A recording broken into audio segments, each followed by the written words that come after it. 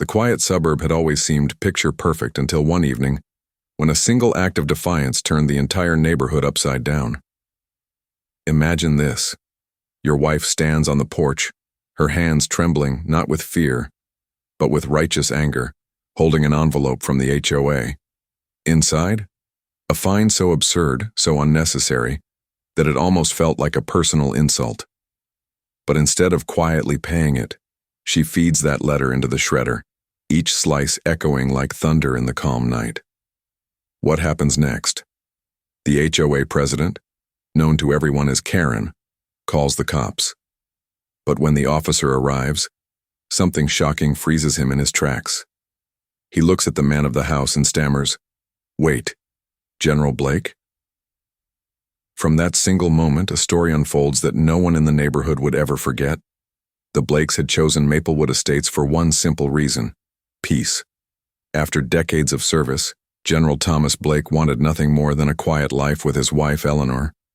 For years, their world had been a carousel of duty stations, military bases, deployments, and countless sacrifices. Eleanor had stood beside him through it all, raising their children with strength and grace, keeping the family anchored while Thomas carried the weight of responsibility overseas. Retirement was supposed to be their reward, a modest home on a tree-lined street, where the hardest decision of the day was whether to sit on the porch or in the backyard. But Maplewood Estates, beneath its polished lawns and smiling faces, was ruled by the HOA. At first, Thomas and Eleanor complied easily enough. Rules about lawn care, mailbox paint, even the color of blinds in the windows. It was all tiresome, but manageable. Until Karen, the HOA president, began her crusade. Karen wasn't just a neighbor. She was the self-proclaimed guardian of perfection. Her neatly clipped bob, oversized sunglasses, and ever-present clipboard made her impossible to miss. She thrived on control, measuring her worth not in kindness, but in citations. When she saw the Blakes move in, she noticed something different. They weren't the type to grovel, to beg her for permission, or to seek her approval, and that made them a target. It started with small infractions. "Your flag is still out after sunset," the first letter read, accompanied by a picture Karen had taken from the sidewalk.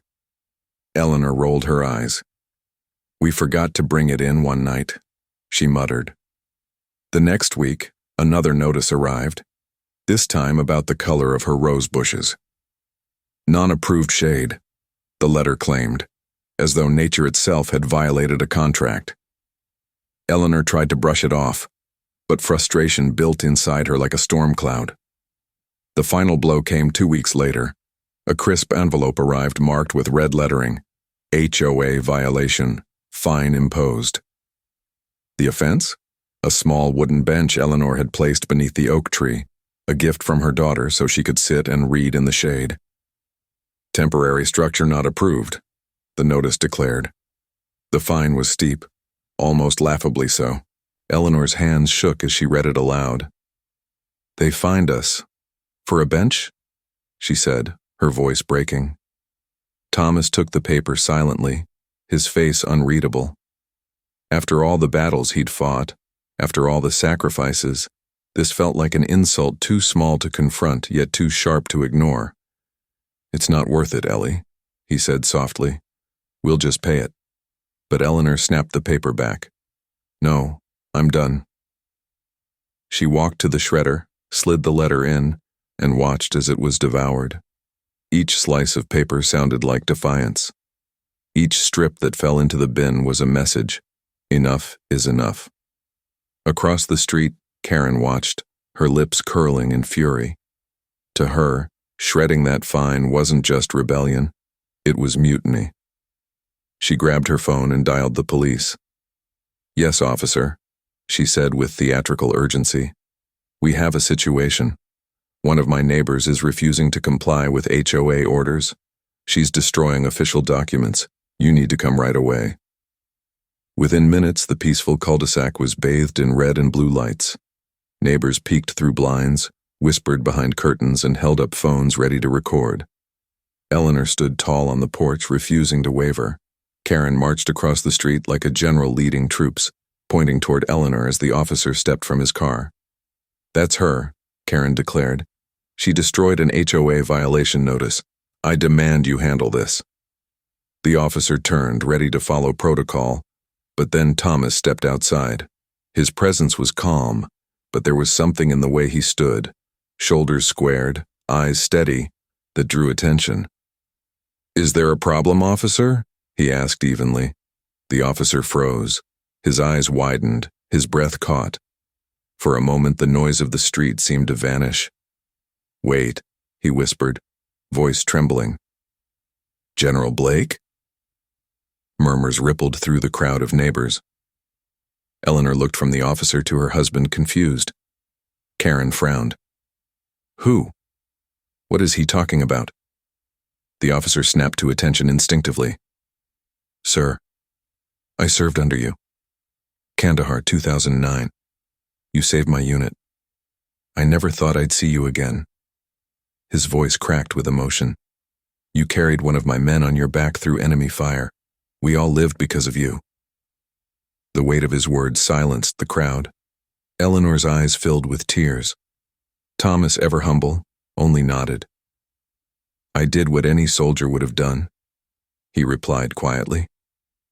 The officer turned sharply toward Karen, his patience gone. "You called me here. For this? For a neighbor shredding a piece of paper. Do you realize whose door you dragged me to? This man is a decorated hero." Karen's face flushed, her confidence crumbling. But the rules, the HOA rules." "Ma'am," the officer interrupted firmly, "this is not a police matter, and frankly, wasting resources like this is shameful. You should be grateful to live near a man like General Blake, not harassing him over nonsense." The neighbors, who had watched silently for so long, began murmuring their agreement. One started clapping, hesitant at first. Then another joined. Soon, the cul-de-sac echoed with applause. Eleanor squeezed Thomas's hand, pride and relief washing over her. Karen, meanwhile, shrank back, her clipboard trembling. For the first time, her authority wasn't absolute, it was broken. The officer gave a respectful nod to Thomas. "It's an honor to see you again, sir. Thank you for everything you've done." With that, he returned to his car, leaving behind a stunned street and a humiliated HOA president. But that night was only the beginning. The story spread quickly through Maplewood Estates. Neighbors who had once avoided the Blakes out of fear of Karen's disapproval now approached them with warmth. "We didn't know," one woman whispered to Eleanor at the mailbox.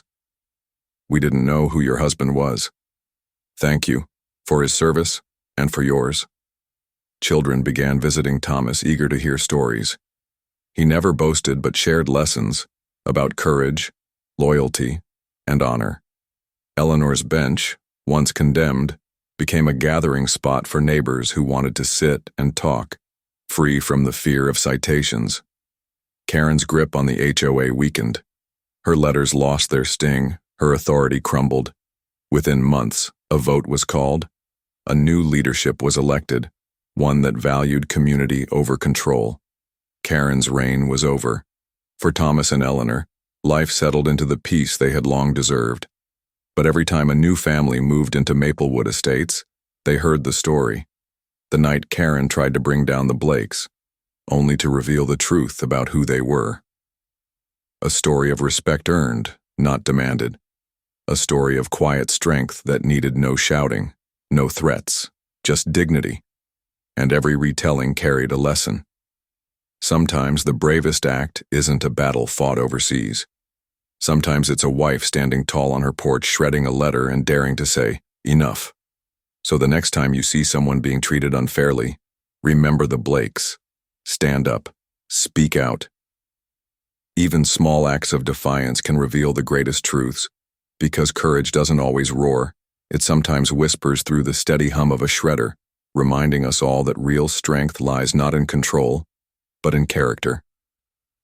And if this story moved you, don't forget to like, subscribe, and share. Because every click keeps these powerful stories alive, and you won't want to miss the next tale of resilience, justice, and unexpected twists.